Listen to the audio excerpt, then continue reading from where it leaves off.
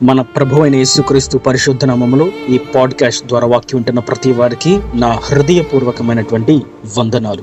దేవుడు మిమ్మును దీవించిన గాక. ఇర్మియా గ్రంథము 15వ అధ్యాయము 16వ వచనం. నీ మాటలు నాకు దొరకగా నేను వాటిని భుజించితిని. సైన్యములకు అధిపతివగు యెహోవా దేవా, నీ పేరు నాకు పెట్టబడెను గనుక నీ మాటలు నాకు సంతోషమును నా హృదయమునకు ఆనందమును కలుగజేయుచున్నవి. చదివినటువంటి వాక్య భాగంలో మనకు శ్రేష్టమైనటువంటి మాటను గమనిస్తాం. నీ మాటలు నాకు సంతోషమును నా హృదయమునకు ఆనందమును కలుగజేయుచున్నవి. లోకములో మనకి సంతోషాన్ని కలిగించేవి, ఆనందాన్ని కలిగించేవి, రమ్యమైనవి, ఆకర్షణీయమైనవి అనేకము మనకు కనబడుతూ ఉంటవి. అయితే నిజమైన సంతోషము, ఆనందము వాటిలో లేదు గాని వాటిని సృష్టించిన సృష్టికర్తలో ఉన్నది అన్న సంగతిని ఇక్కడ పరిశుద్ధాత్మను మన కొరకు రాయించి ఉంచారు. మనకు కలిగిన దాన్ని బట్టి, మన అందాన్ని బట్టి, మన స్వాస్థ్యాన్ని బట్టి, ఆస్తిని బట్టి, అంతస్తుని బట్టి, అధికారాన్ని బట్టి, ఆధిపత్యాన్ని బట్టి ఆనందించగా ఆయన మాటను బట్టి, ఆయన పేరును బట్టి, ఆయన ఉన్నందు చేత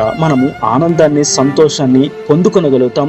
అది హృదయములోనికి కలిగేటువంటి ఆనందము, పెదవుల మీద కలిగేటువంటి సాధారణమైన పైకి కనిపించేటువంటి సంతోషము కాదు గాని హృదయములో కనబడేటువంటి ఆనందమునై ఉన్నది. ఇక్కడ భక్తుడు ఈ విధంగా రాస్తున్నాడు. 17వ వచనం. సంతోషించు వారి సమూహములో నేను కూర్చుండలేదు, నేను ఉల్లసింపలేదు. కడుపు మంటతో నీవు నన్ను నింపియున్నావు గనుక నీ హస్తమును బట్టి నేను ఏకాకినై కూర్చుంటిని. నా బాధ ఏలా ఎడదగనదాయను, నా గాయము ఏలా ఘోరమైనదాయను. అది స్వస్థతను అందకపోనేలా. నిశ్చయముగా నీవు నాకు ఎండమావుల వవుదువా, నిలువని జలముల వవుదువా. భక్తుడు ఎంతో ఆక్రందంతో ఉన్నాడు. చుట్టూ ఆనందాన్ని కలిగించే పరిస్థితులు ఉన్నాయి, జనసమూహము ఉన్నది, పరిస్థితులు అన్ని ఎన్నో ఆకర్షణీయంగా అనుభవించడానికి అందుబాటులో ఉన్నవి. కానీ అతడు మాత్రం కడుపు మంటతో ఉన్నాడు. సంతోషం, ఆనందం ఎక్కడ దొరుకుతుందని ఎదురు చూస్తూ ఉన్నాడు. తనకు కలిగిన అనారోగ్యాన్ని బట్టి, తనకు కలిగిన హృదయ వేదనను బట్టి, తన గాయమును బట్టి, తన బాధను బట్టి తనలో తాను కుమిలిపోతూ ఉన్నాడు. అయితే ఒకటి వాస్తవం, నా ప్రభువా, నీ పేరు నాకు పెట్టబడెను, నేను నీ యందు ఆనందాన్ని పొందుకొనగలుగుతున్నాను అంటున్నాడు. ఇక్కడ మనం మరొక విషయాన్ని గమనించినట్లయితే, నీ పేరు నాకు పెట్టబడెను అని, అది ఆయన జనులకు పెట్టబడినటువంటి పేరు. అన్ని జనులకు, అందరికీ కాదు గాని ఆయన పేరు ఎవరికైతే పెట్టబడి ఉన్నదో వారికి ఆయన సంతోషాన్ని ఇస్తాడు అన్న సంగతి వాస్తవం. మనం ఆయనలో సంతోషాన్ని పొందుకోవాలంటే మన చుట్టూ మనల్ని ఆకర్షించి పడవేసే, మనకు సంతోషాన్ని కలిగించేటువంటి తాత్కాలికమైన వాటికి మనం దూరంగా ఉండాలి అంటే ఆయన పేరు మనకి పెట్టబడాలి. ఆయన పేరు మనకు పెట్టబడాలి అనగా యేసు అనే పేరు, యెహోవా అనేటువంటి నామకరణం, పరిశుద్ధాత్మ అని ఆ పేర్లు పెట్టుకున్నట్టు కాదు గాని ఆయన యొక్క స్వాస్యంగా మనం మార్చబడాలి. ఆయన యొక్క బిడ్డలుగా మనం మార్చబడాలి. మన ఇంటి పేరు ఆయన పేరై ఉండాలి. మన క్రైస్తవుడి యొక్క ఇంటి పేరు ప్రభువై ఉండాలి. దాని అర్థం మనమంతా ఒక కుటుంబం. ఏ ప్రాంతం, ఏ దేశం, ఏ భాష, ఏ జాతి అయినా అందరి యొక్క ఇంటి పేరు క్రీస్తు. క్రీస్తు అనేటువంటి ఇంటి పేరట ఉన్నటువంటి ప్రతి జనాంగము ఆయన సొత్తు. ఆయన సొత్తైన జనులకు ఆనందం హృదయంలో నుండి కలుగుతుంది. చుట్టూ ఆనందం కలిగించేటువంటి వస్తువులు, పరికరాలు, సంగీతము, బంధువులు, ఆస్తి, అంతస్తులు, గృహాలు, ఇంకా లోక సంబంధమైనవి ఎన్ని ఉన్నా అది తాత్కాలికమైన ఆనందాన్ని, సంతోషాన్ని మాత్రమే ఇస్తాయి. అయితే ఆయన పేరు పెట్టబడితే హృదయములో నుండి ఆయన సంతోషాన్ని ఇస్తాడు. ఆ హృదయంలో నుండి వచ్చేటువంటి సంతోషానికి ఈ లోకములో సమస్తమును ఇచ్చిన దానికి సాటి రానేరు. ఒకవేళ ఈ లోకములోవి అందలేదు అని బాధపడుతూ ఉంటే ప్రభు అంటున్నారు, మీ హృదయంలో నేను సంతోషాన్ని ఇస్తాను అని. అందుకే యోహాను సువార్తలో కూడా మనం ఒక శ్రేష్టమైనటువంటి విషయాన్ని చూస్తాం. మీరు దుఃఖపడుతున్నారు కానీ మీ దుఃఖాన్ని నేను సంతోషంగా మారుస్తాను. ఆ సంతోషం మీ హృదయంలో పుడుతుంది కనుక మీ సంతోషాన్ని, మీ ఆనందాన్ని ఎవడు మీ ఎద్దు నుండి దొంగిలించలేడు, ఎవడు కూడా మీ ఎద్దు నుండి తీసివేయలేడు అని యోహాను సువార్త 16వ అధ్యాయము 20-22వ వచనాన్ని మనం చూస్తాం. ప్రభు కూడా మనకి ఆ మాటనే సెలవిస్తున్నారు. కొంతమందికి ఉద్యోగం వస్తే అదొక సంతోషం, వ్యాపారంలో లాభం వస్తే అదొక సంతోషం, పిల్లలకి పెళ్లిళ్ళైతే అదొక సంతోషం, గృహం కట్టుకుంటే అదొక సంతోషం, కావాల్సిందంతా, కంటికి నచ్చిందంతా కళ్ళ ముందు కనిపిస్తూ ఉంటే అదొక సంతోషం. కానీ ఆ సంతోషాలు తాత్కాలికమైనవి. నిజమైన సంతోషం ఆయనలో ఉంది. ఆయనలో ఉన్న సంతోషాన్ని మనం పొందుకోవాలంటే ఆయన పేరు మనకి పెట్టబడాలి. నేటి వాక్యం వింటున్నటువంటి నా ప్రియ సహోదరులారా, ఆయన పేరు మీకు పెట్టబడి ఉన్నదా? మనము ఆయన పేరు పెట్టబడిన వారంగా ఉండాలంటే ఏం చేయాలి? మన ఇంటి పేరును మార్చుకొని క్రీస్తు అని పెట్టుకుంటే సరిపోతుందా అంటే కానే అంతేకాదు మనం ఆయనను నమ్ముకోవాలి, ఆయనను మనం ఆశ్రయించాలి, ఆయన చేతి క్రిందకు మనం వెళ్ళాలి, ఆయన నీడలో మన జీవితాన్ని కొనసాగించాలి, ఆయన ఆలోచన చొప్పున మన నడవడికను నడుచుకోవాలి, ఆయన చిత్తాన్ని గ్రహించి ఆయనకు నచ్చిన పనులు మనం చేయాలి. ఒక్క మాటలో చెప్పాలంటే ఆయన ఆజ్ఞానుసారంగా మనం జీవించాలి. అప్పుడు మాత్రమే మనం ఆయన ఒక సొత్తు అవుతాం. దీనికి నిదర్శనంగా మన పాపములను ఆయన యుద్ధ ఒప్పుకొని రక్షణ పొందుకొని, అనగా ఆయన తండ్రి కుమార పరిశుద్ధాత్మ త్రియేక నామములో ముంచడ బాప్తిసము తీసుకొని మారు మనసు పొందుకొని పరిశుద్ధాత్మను పొందుకున్న వారమైతే మనము ఆయన సొత్తుగా మార్చబడతాం. ఇప్పుడు సంతోషం హృదయ లోతుల్లోకి ఆయన పంపిస్తాడు. ఆ సంతోషాన్ని ఎలా పంపిస్తాడు? పరిశుద్ధాత్మ చేత. వస్తువులను బట్టి కలిగే సంతోషం కలిగేలా కాదు, ఎదురు చూసినది వచ్చి పుట్టించేటువంటి సంతోషము కాదు, అది ఆత్మయందలి ఆనందము. ఆ సంతోషాన్ని మన హృదయంలో ఆయన పుట్టిస్తాడు.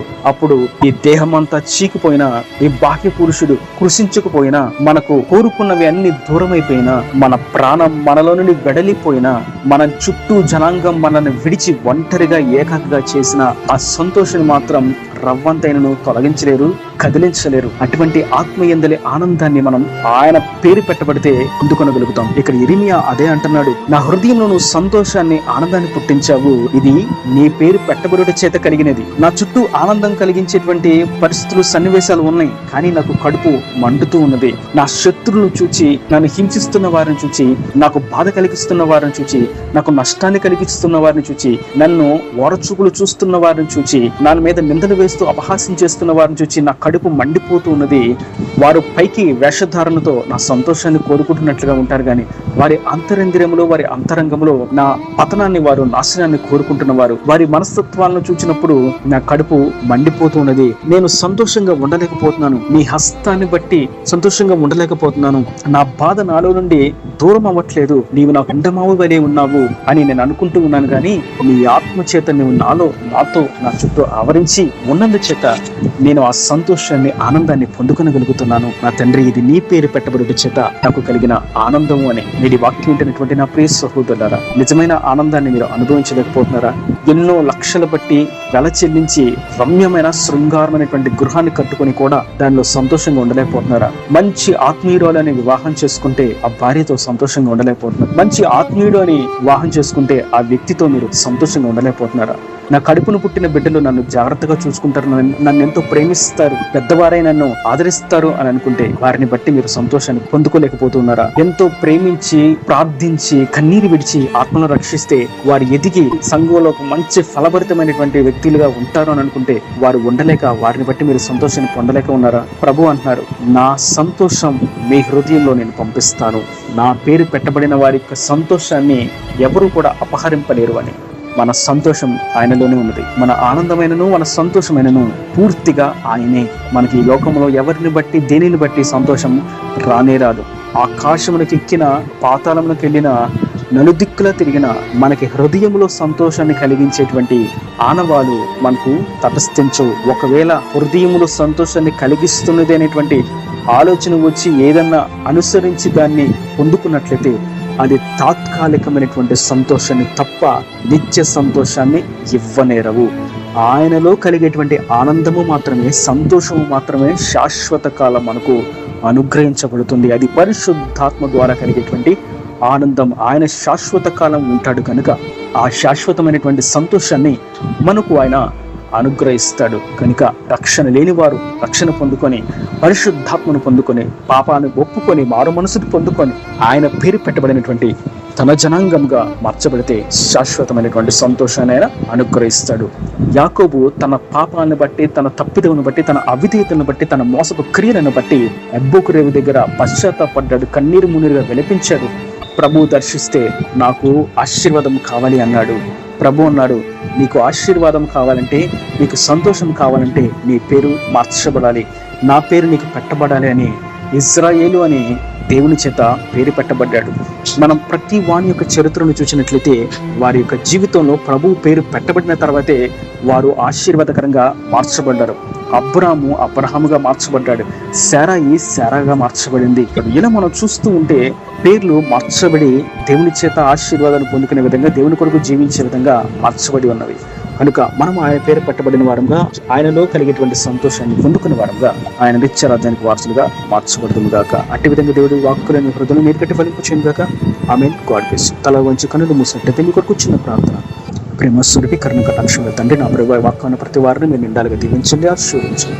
అయ్యా, నీ పేరు పెట్టబడి నీలో ఉండేటువంటి సంతోషాన్ని ప్రతి వారు పొందుకున్నట్లుగా కృప దయచేయండి. అది ఈ భౌతిక పరంగా శారీరకంగా కలిగేటువంటి ఆనందం కాదు, కానీ శాశ్వతమైనటువంటి ఆనందం అని మీరు సెలవిచ్చారు. అట్టి విధంగా మీరు ఈ వాక్యమైన ప్రతి వారిని దీవించి ఆశీర్వదించి ఆనందాన్ని కలుగు చేయండి. ఇంకా వారి ప్రతి అవసరం ఒక్కరూ నీ మహిమలు తీర్చి రాష్ట్ర రాజ్యాన్ని సిద్ధపరచమని యేసు పరిశుద్ధ నామమున ప్రార్థించి వేడుకుంటున్నాను తండ్రి. ఆమేన్. ఆమేన్.